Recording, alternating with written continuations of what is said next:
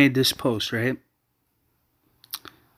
about this guy that's pretending to be a woman, which is not, it's a man, and is grooming children on the internet, talking to kids about sex and other inappropriate things that children aren't supposed to be thinking or talking about, as clearly they're children.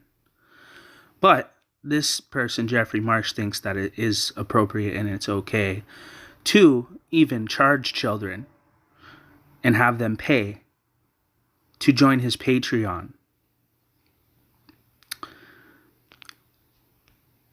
And this is what Trevor Botkin said. Are you saying the gay children aren't entitled to understand their sexuality? Grow up. Telling me to grow up.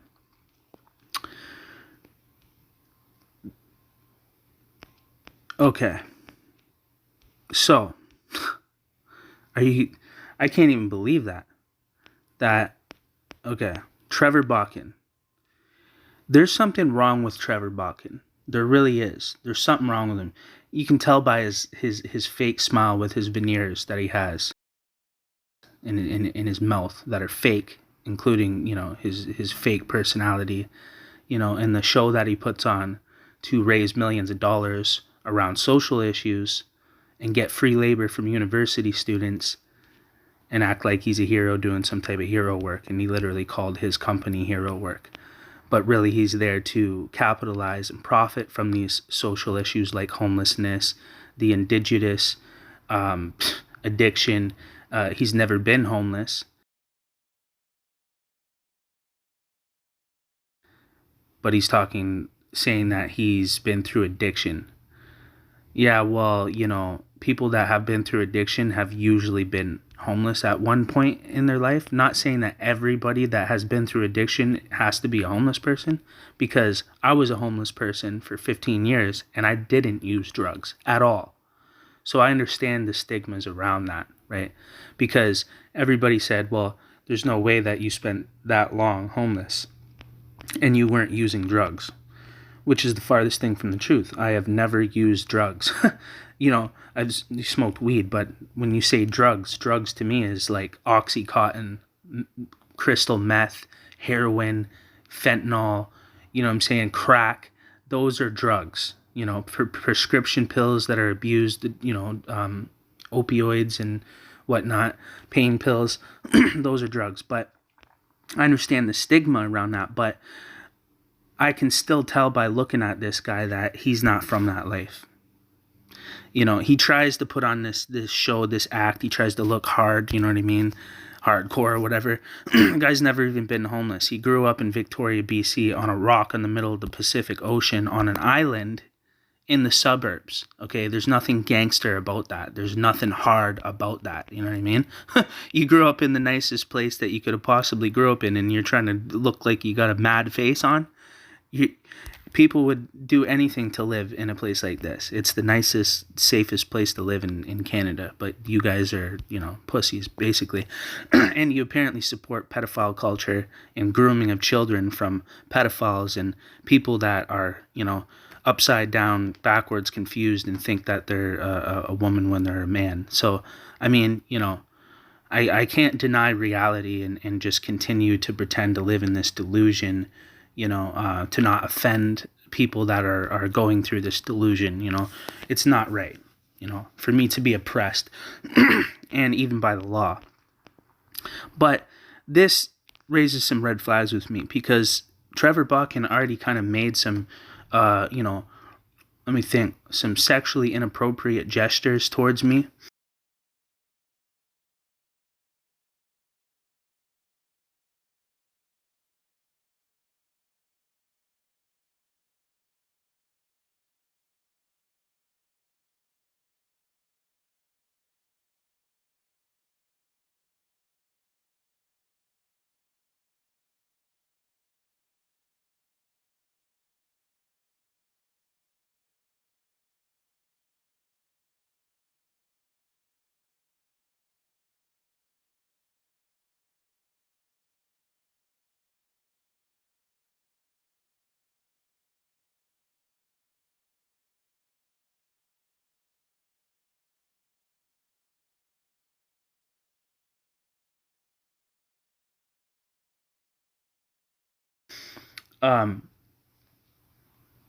And I'll make a video. I'll probably show that too. I'll have to screenshot those. Well, I have the screenshots, but this is not that video. But I'm going to make another video and show people that too, because apparently Trevor Botkin is a hero, and he is a Pual Harris Fellow, which is a Freemason club. That's what that is.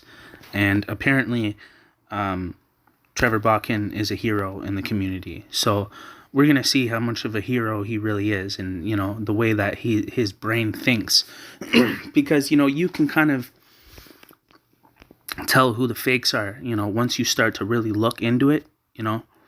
And, you know, these people know I spent 7 years homeless out here in Victoria, but this guy is putting on a show. You know, he's never been through addiction. He ain't never been homeless. He even said he's never been homeless. I have the screenshot of that. So, I mean, the chances are, like I said, I spent 15 years in the streets, man. Like, you know, since I was 14 years old. So I know what this is all about. I know what the streets is all about. I know what addiction is all about. I know what homelessness and poverty is all about.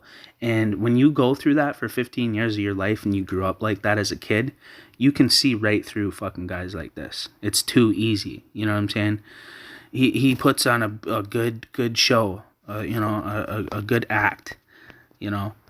But you can tell if you've been in the street all your life, you can look at people and just tell. No, you can hear the way they talk, how they how they present themselves, how they carry themselves, how they, you know, their personality and character. You can tell, because going through that life, it changes you in a way that other people from that life can identify with. You know, we can all identify with each other because we're from that life. But the people that aren't, that pretend to be, we can also see through that and identify that as well, because we are actually from that life. When pain gets strong, you can't think. You can't reason. When pain gets strong, you can't figure things out. Sometimes we are so engrossed with the pain that we don't get the point. You can have pain so bad that you lose your appetite. You can have pain so bad that you stop eating and you stop talking and you stop believing and you stop smiling and you don't have your personality because your pain is stopping you from being who you are. If you take a minute and look at your life, every time you're about to step into new territory, all hell breaks loose and sends a storm to stop you from getting there.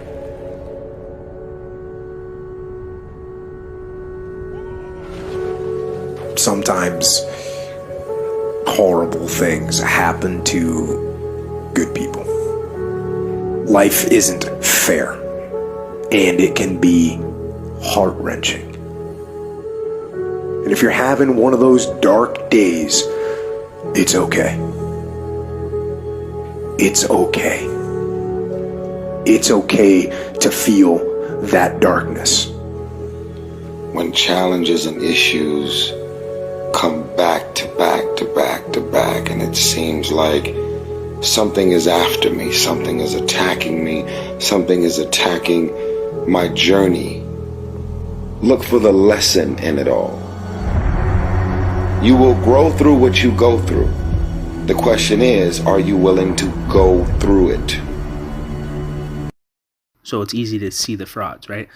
And Trevor Botkin is one of them. And I'm really, you know, concerned about the way he thinks when it comes to stuff like this, like pedophiles like this, that groom children online and make them pay to go in their Patreon. We're talking about minors, okay? And to talk about their gay sexuality, okay? A man, okay? That's this guy is a pedophile, and Trevor Botkin is supporting that. So in my mind, I look at him as a pedophile as well. And in the street, if anybody from jail or any gangster in the penitentiary or from the street saw this, him defending this and talking like that about this, he would be in a lot of fucking trouble. He'd be in a lot of trouble. is tough as he thinks he is, that never came from no street life, never been no fucking gangster, just a privileged, typical fucking, suburban skinhead fucking goof that thinks, that he's fucking hard body until, somebody shoots him in the fucking face and blows his fucking eyebrow and his nose off, right? But, and where I'm from, Toronto, Hamilton, a little Somalian fucking you, 13 years old, will pull a gun out and blow your fucking head off broad daylight, because they're all refugees and they come from countries of war, and that's where they get dropped off from countries of war as refugees, is Toronto and Hamilton, the most multicultural places in the country. Okay, Toronto is the biggest, oldest city in the country, in Ontario, and that's where all the refugees go from all of the different countries of war. Toronto is the place that inherits them. Canada is the country that inherits them. So I grew up in a war zone, and this guy doesn't know nothing about that. Neither does Victoria or British Columbia in general, not even Surrey. So anyways, now I'm going to have to make a series of videos about this fucking goof, because that's what he is. He's a fucking predator, and he preys on the homeless, the indigenous, the people with addictions, mental health, for him to create business and profit from it. Now, I already made a video breaking that down, and this guy's CRA data, and how much money he's made in the last 7 years, and he's generated millions and millions of dollars, and he gets free labor because he motivates people and university students and college students to give their free labor to help him with these projects as a gesture, as if they are helping the community.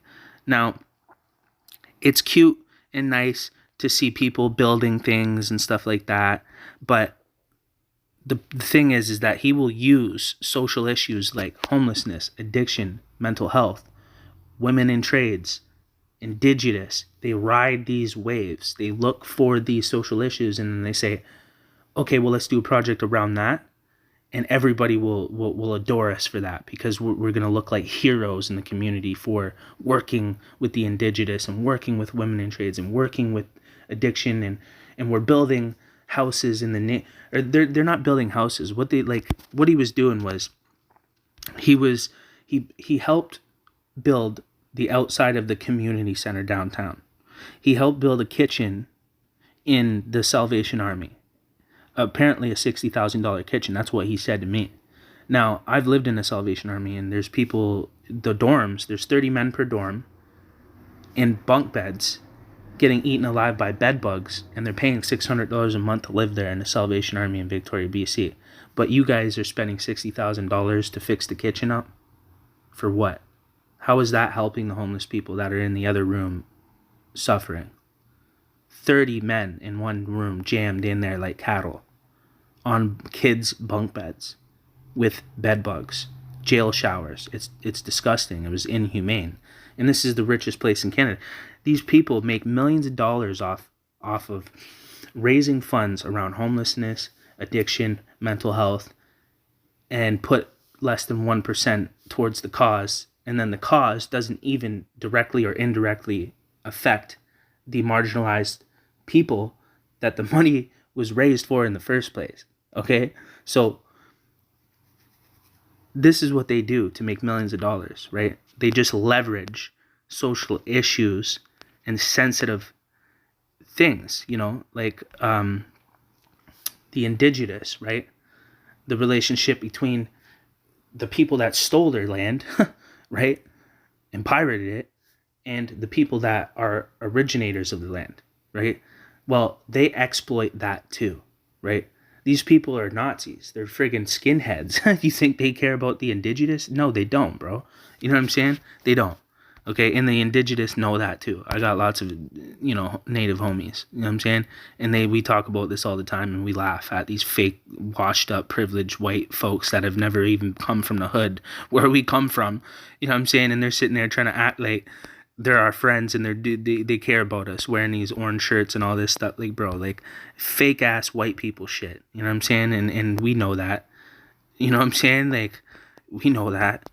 And I'm a real white boy from the hood. I grew up all around fucking, it was a predominantly black neighborhood that I grew up in. I was the only white boy in the fucking gang. Go look at my pictures and my videos and shit. You know what I'm saying? So I grew up a little bit different than these fucking privileged, whitewash, fucking lying ass, suburban hypocrite fucking frauds. Because that's what they are. That's what this guy is. You know what I'm saying? And this guy is, saying fucking gay shit to me. He's just saying like, oh, I think you just want my lips and all kinds of fucked up shit, right? Because I was fucking, he was fucking talking shit, whatever. We were talking shit back and forth. And then he's saying weird shit like that, like sexual fucking shit. And then I knew there's something wrong with him. Like he's warped. He's perverted. Something's wrong with his head. And then when I saw that, everything clicked. I was like, no, this guy's a fucking predator, man. And that kind of suits his character with this whole business that he preys on, using homelessness in addiction as leverage to raise millions of dollars. There was one campaign that he ran that he raised over $7 million, probably for a project that would have cost maybe $100,000, and he raised like 10 million, probably pocket. He got free labor on top of it, so he didn't even have to pay employees for their labor. He goes out and he raises millions of dollars. Then he finds he creates.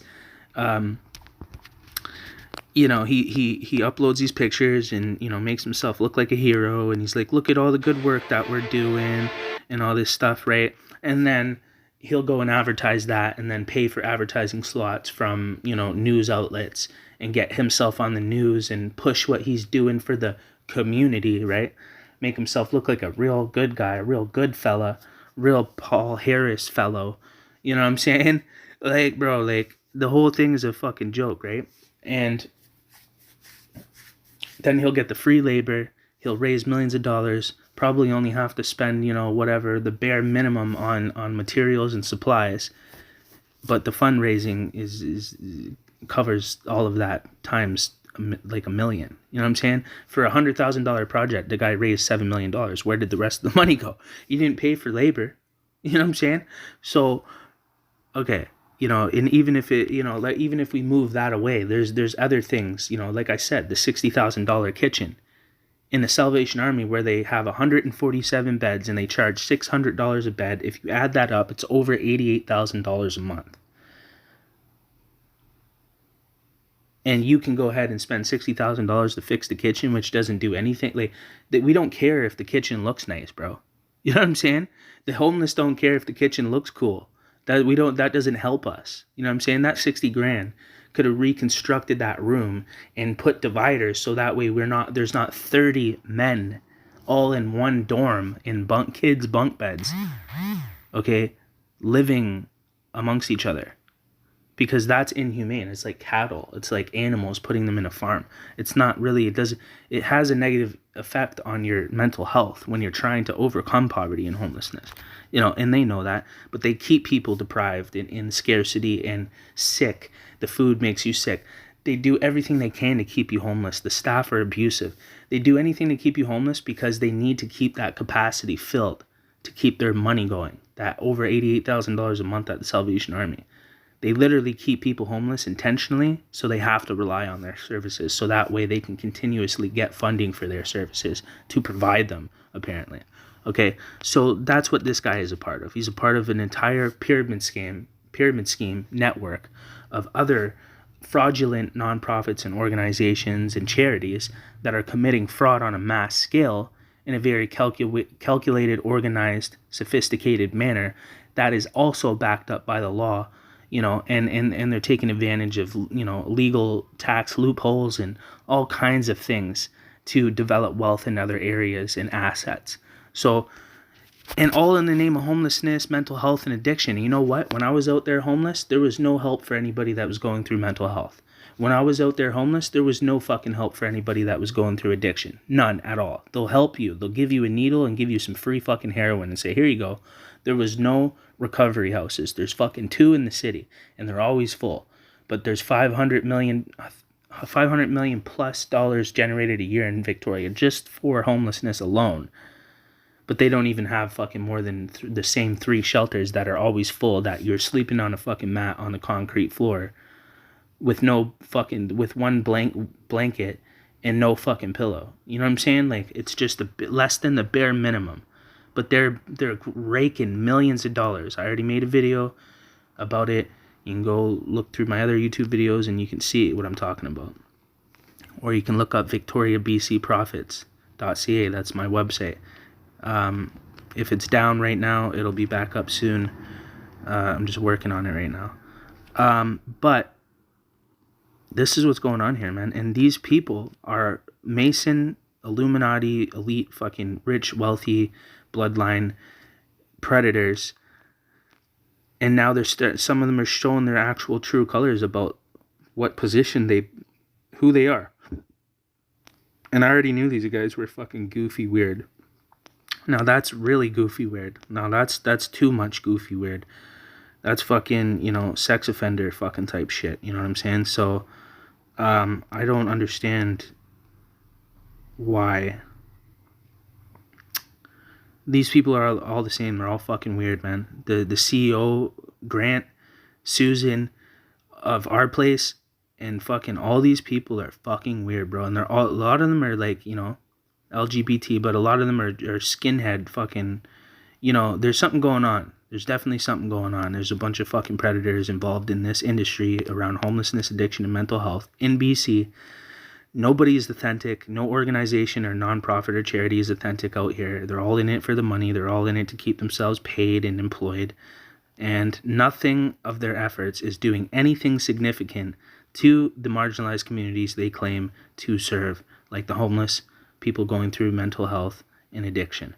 I was out there for 7 years. I witnessed it firsthand, so I know what I'm talking about more than anybody else, more than this guy, because he hasn't even been homeless. He admitted it himself, and I took a screenshot of that just to make sure. So these guys are fake. These guys are goofs. They're fucking predators in multiple different ways, and now I know they're fucking predators towards children, and they accept and enable grooming from men that think they're women when they're not. Okay? The whole thing is disgusting, sick, and the reason why he's playing this narrative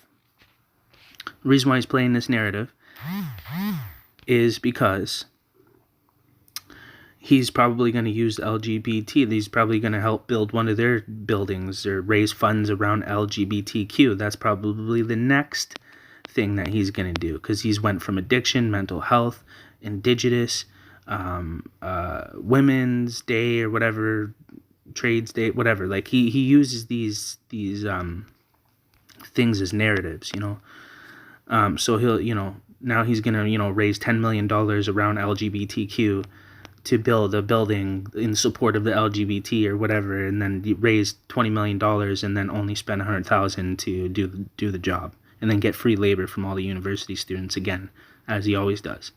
So, like, these guys are fraudulent, okay? And it takes somebody from the streets, really been in jail, really been through, I've been through alcoholism when I was young. I was doing ecstasy and prescription pills. I went through a small bit of addiction, but I wouldn't call it real hardcore addiction, like, heroin addiction, meth addiction, like opioid addiction, painkiller addiction. Those are real addictions. But I have been through addiction to a certain degree, and 15 years in the streets, homeless. All I've been, came from Hamilton, Ontario. Go look up Barton Jail, max security provincial jail. It's one of the worst jails in the country. People, it's the most, go look it up on YouTube. I went to jail there, what I'm saying? And my dad died when I was in that jail, and I missed the funeral because of that jail. So I know poverty. I know the streets. I was out there in Hamilton, Kitchener, Waterloo, selling crack, selling coke, with a bunch of gangsters, risking my life, risking my freedom, and I grew up like that all of my life. 22, I snapped out of it. I said, okay, I'm done with this. Everybody's dead, everyone's in jail. I can't do this no more. I went to BC, tried to work my way up from homelessness, and I found myself stopped and blocked by the same establishments that are claiming to be there to help me.